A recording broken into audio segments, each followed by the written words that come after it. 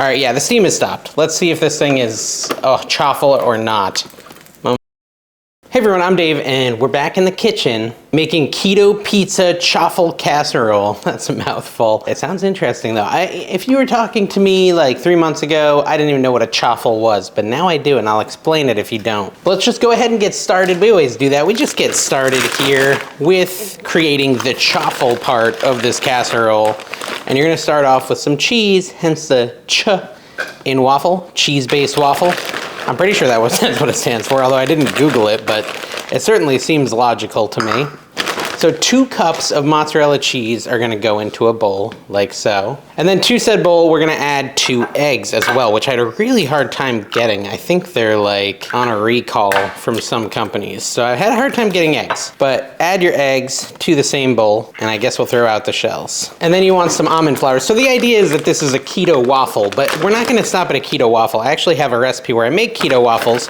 They came out really delicious, although I had some trouble making them. Add a half a cup of almond flour to this mix. The key with that is I wasn't letting them cook long enough. But this is a little bit cooler because it's a different keto waffle, and we're gonna turn it into a pizza casserole. So a really interesting fusion of multiple things, breakfast and dinner, and it should be fun. Then you want to take a half a teaspoon of onion powder and garlic powder and add that as well. I've mostly transitioned to primarily keto recipes, but I do keep getting the comments from time to time, and I know it's not everyone, where they're like, stop doing keto recipes. I want to remind you guys early in a video, I have over 100 non-keto recipes, like 120 or something. And if you were to watch them all, it's like 60 hours plus of content. So, check them out. They're all really good. We're adding a teaspoon of Italian seasoning now. So you got a half a teaspoon of both garlic powder, onion powder, then a teaspoon of the Italian seasoning. And I do actually have 2 non-keto recipes filmed from like 4 months ago that I have not released because the non-keto recipes weren't really getting views and the keto ones were. One day I'll release those. I don't know where or when, but someday.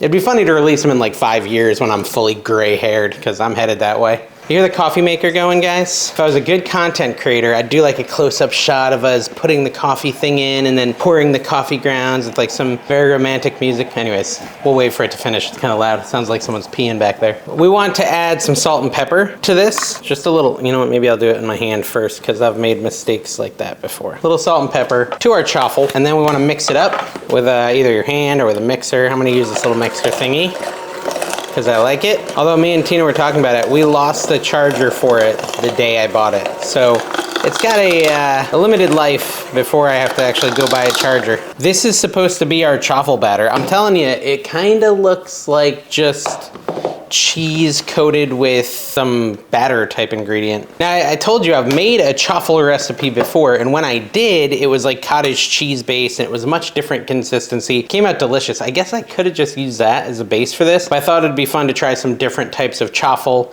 and that's why we're going down this path. All right, so we're gonna just spray our waffle maker with a lot of this olive oil spray. And then we're basically going to spread on this batter because it said to pour it, and it's not really super pourable. So I don't know.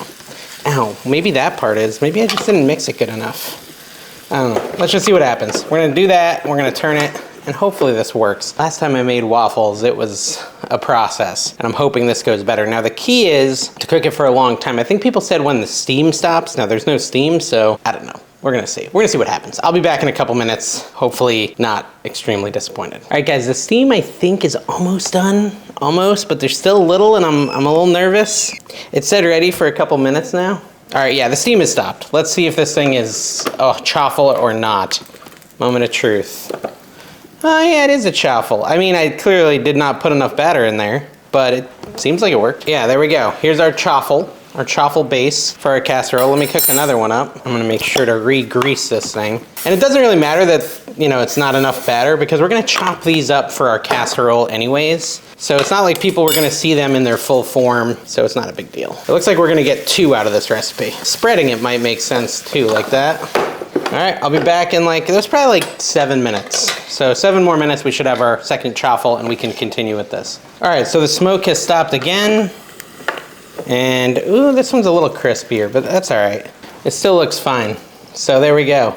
Now, obviously, you could try doing this with my cottage cheese chaffle recipe, which was delicious. That may end up making it better. I wanted to try a different chaffle recipe because I just thought it'd be a bit of an adventure. But I think they came out good. If you guys are like pros at chaffleizing things, let me know how these ones look. I don't know. All right, so now we want to take the chaffles. I'm going to start with the one that's not as hot and cut them into bite-size. Is that sharp? Feels kind of sharp. Bite-size squares, essentially. I guess bite-size can be, you know, different for each person, but I'm gonna go with like this size. Actually, I'm kind of just cutting on the lines here. They're basically the little divots from the waffler. All right, there we go. We then want to take like a casserole dish or a baking pan and grease it up. And don't do it over the floor. I know it looks like I just did, but I would never do such a thing. I did, I'm just kidding. I would say, okay, let me move that over there and do chaffle number 2. I would say it kind of feels like having a little more chaffle than this would be beneficial. Like maybe make double the batter so you have double the amount of chaffle base. That's all right, because I don't want to waste it. And, you know, we're not all gonna eat a ton of it. Certainly my kids might. I don't know if my kids will like this. We'll see. Time will tell. All right, so that's the base of the casserole. I want to take a half a cup of sugar-free pasta or pizza sauce, marinara sauce. This is just a rouse. I know some people said it's not the best, but you can make your own pasta sauce too. And just spread it over our base, like so. Get a little everywhere. Again, it would be good to have a little bit more chaffle or a smaller dish. Either way would work. So half a cup of that. Then even more cheese. Pepperoni and cheese, please. You can do a cup and a half. So this is cheese heavy, this dish. If you're lactose intolerant, it might hurt. A cup and a half more cheese spread over the casserole. Then you want to take some pepperoni. You could use like fresh chopped pepperoni. I'm just using the cheap Hormel stuff, which hopefully doesn't have carbs added somehow. Wouldn't surprise me, they just managed to add 5,000 pounds of sugar into it. All right, just load it up with pepperoni. I do get concerned that maybe it'll be too greasy with all this pepperoni, but you know, we're just having fun, guys. We always are, we're just having fun. All right, so I'm just loading it up with pepperoni. It says half a cup. I'm not really measuring the pepperoni. I just want to get full coverage here. Couple more pieces maybe. I think that looks pretty good. Everyone gets some pepperoni. Everyone gets a car. You know that Oprah Winfrey thing where everyone gets a car? Let's talk about that for a minute. We then want to add some fresh grated parm on top. And yes, I'm serious. I want to talk about this for a minute because I saw a thing the other day and it makes sense because my wife used to do like, this is like a whole job kind of, entering for giveaways. There's people who just spend their whole day entering for giveaways because most giveaways you can enter daily and it's like a 40 or 50 or 90-day giveaway and you just keep entering every day and obviously your chances are increased over everyone else's chance. So I'm taking some Parmesan cheese freshly grated and I'm just grating it over this. Now you could just use the pre-grated stuff from the store, but I like to use the fresh stuff. Well, anyways, when she did that, Tina, my wife, she would win sometimes. I remember she won some like Bojangles camping chairs and she won like some outdoor furniture and so on and so forth. Well, at the end of the year, you get a tax bill for all these winnings, right? You have to pay taxes on the winnings. That's just the way it works in the US, right? Maybe not everywhere, but in the US, that's the way it works. So I heard that when Oprah Winfrey was like, you get a car, you get a car, you get a car, to actually get the car, they on the spot, all the guests that were like in the audience had to pay the tax bill of $9,000 or sell the car and use that to pay the taxes. They had some way to do that instantly. And then you would just get the cash value of the car less than $9,000 or whatever. And most of the people in the audience were all people who really needed cars. Mind you, I don't see a way around it, but I did think it was interesting. They didn't just walk away with a car, they walked away with like a $9,000 bill. So Tina won a trip to Vegas. That was cool. I cannot for the life of me figure out why I'm talking about this, like what rabbit trailed me into that, but anyways, this is pretty much done. It's a Chaffle Pizza Casserole. We're gonna throw it in the oven at 375 degrees for like 10 minutes, then we're gonna try it and it's gonna be delicious, and I just made up how long it's gonna be in there, so let me double check. 15 to 20 minutes is the correct answer. Now, it also says you could add some red chili, like chili pepper flakes if you want it spicier. Yeah, in the oven, 375, 15 to 20. All right, everyone, it's been 12 minutes since we put our chaffles into the oven. They should be done. Everything's already pre-cooked, basically. We're just heating it up at this point. We want to get the cheese all melted and the pepperoni. Well, I guess if you want the pepperoni crispy, you could do it a little longer. Let me see how it looks. I think I'm happy with it. So there we go. Here is our chaffle casserole. I mean, this is a cool keto dinner. Look at that, it looks nice. And then you would just spoon out some, right? And put it into a bowl. And that would be your dish there. Let me get a bowl, let me do that. Or a plate. Let's go paper plate, cause you know, less dishes. There we go. It smells good. I'm interested in it. Not like romantically interested in it, but ooh, move that out of the way. It's hot. Okay, so we're gonna try this. Moment of truth.